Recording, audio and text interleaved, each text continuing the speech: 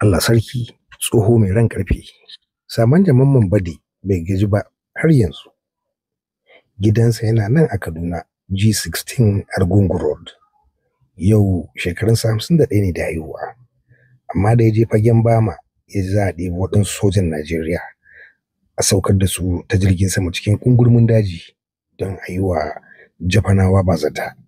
Sai ya burkuce, ya ce lallai da shi za'a. Aka yi a hana shi ya faskara. To yanzu ya zo Hindu hutu, ga labarin da ya aiko mana da shi da kansa. Ya ce bataliya ta jirgin sama aka kai su ƙasar Bama.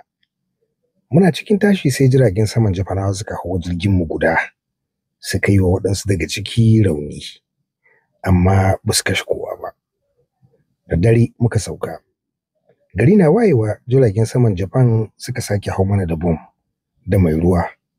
Muka yi kaba, muka buya. Ba su harbi kowa ba cikinmu.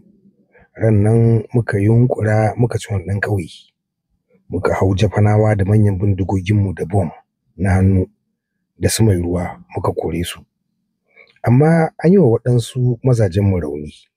Jiragen samanmu suka ɗauke su zuwa asibiti. Washe gari muka yi gaba kamar mil 17 zuwa wata hanyar mota, muka yi kwanto a gefenta.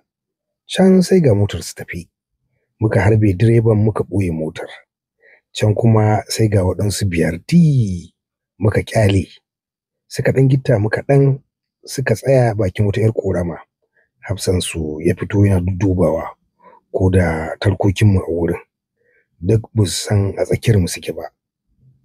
Sai baturenmu ya yi gumza ya ce faya. Muka buɗe wuta gaba ɗaya. Hafsa dai kafin ya koma motarsa aka zubar da shi. Ita motar tasa aka harbe ta ta kama wuta. Duk na ciki suka mace. Sauran motocin kuwa muka lalata su. Da gari ya waye muka zo muka ƙidaya ganima.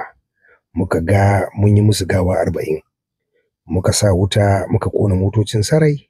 Sa'an nan muka yi gaba. To, edita ka gaya wa 'yan uwanmu ina nan lafiya da mutanen bataliya ta kuma suna nan lafiya. Suna nan ba su taɓuwa saboda faɗa. Mun yi niyya in Allah ya so sai mun shafa Japan.